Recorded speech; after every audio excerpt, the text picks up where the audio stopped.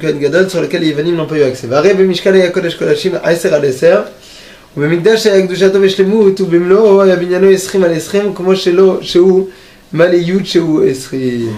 Yud fois Yud. C'est-à-dire le Yud il est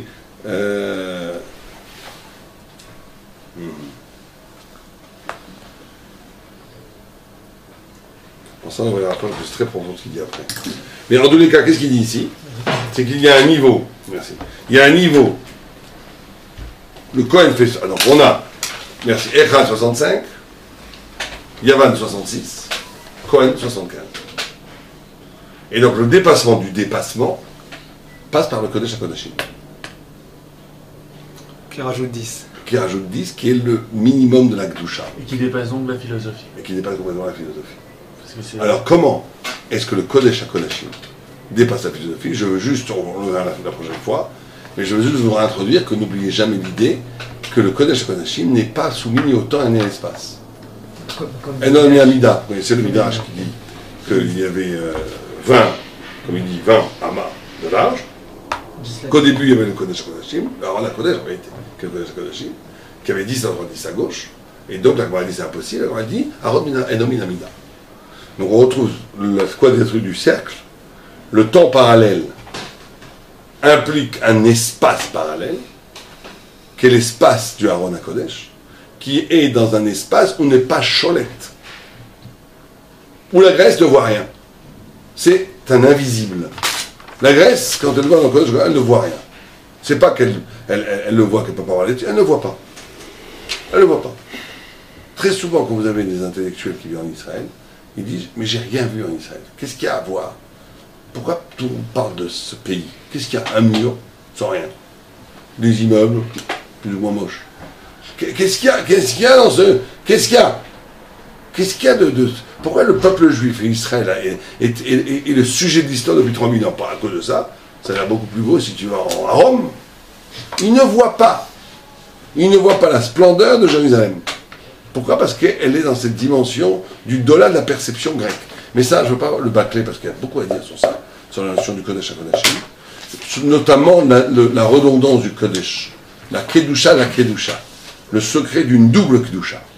Et donc ça devra nous faire réfléchir sur la notion de Kedusha, sur la notion d'une Kedusha qui est au niveau, et c'est ça qu'on doit essayer de comprendre, une Kedusha qui est capable de développer une pensée qui dépasse en pensée. On ne va pas faire le religieux. Ah, nous on est kadosh, donc on est plus que les penseurs philosophiques qui font des avérences. C'est trop facile. C'est vrai aussi d'ailleurs. Hein. Mais c'est trop facile. Trop facile de dire, nous, il y a une supériorité de la kedusha du juif que nous on mange cachère, on ne mange pas des tréfotes, on ne fait pas des relations interdites avec les femmes, on fait ce qu'il faut, on prie, alors qu'eux ils font tous les avérotes, donc ils sont tamés, donc ils sont intelligents, ils sont tamés, donc on est meilleurs. Ça serait nul comme démarche. Elle est vraie, mais c'est pas du tout suffisant. Il faut, notre propos à nous, c'est de montrer comment une kedusha crée un tropique de la pensée, un mouvement de la pensée, qui est fondamentalement plus puissant que le tropique de la pensée grecque. Ouais, mais si on le démontre, on va peut-être retomber aussi dans la philosophie. C'est pour ça qu'on ne va pas le démontrer, on va le signifier. Ça veut dire qu'on va pas le démontrer comme un plus un fond 2, parce qu'on ne va pas le démontrer comme un fond 2. On va essayer de comprendre qu'est-ce que c'est que ces concepts invisibles pour un grec et qui rendent presque puérile la démarche grecque. Parce que c'est ça la force du juif. La force du juif, c'est de démontrer, de développer une métaphysique qui rend la philosophie et la science presque risibles. Tant que tu n'es pas arrivé à ce niveau-là, tu n'as pas vraiment compris la Torah. Mais il faut y arriver, parce que c'est du baratin. C'est que tu arrives à une mécanique de pensée qui rend la philosophie. Tu as fait un grand penseur juif. Il voit les philosophes, il dit c'est des enfants. Lui il pense comme ça, l'autre il pense comme ça. L'autre dit que tout est volonté, l'autre il dit que tout est rationnel. Bon merci, moi je peux dire aussi que tout est poupou. À un moment donné, tu dois montrer que la philosophie, par rapport à la rigueur et la profondeur, l'épaisseur de la pensée divine thoraïque, c'est de la rigolade. C'est ça le boulot qui nous attend. C'est la pensée qui doit surgir. C'est ça le pshat profond de Mitzion Titze Torah. Mitzion Titze Torah. De Mitzion, il y aura la Kodesh, du Kodesh Kodesh.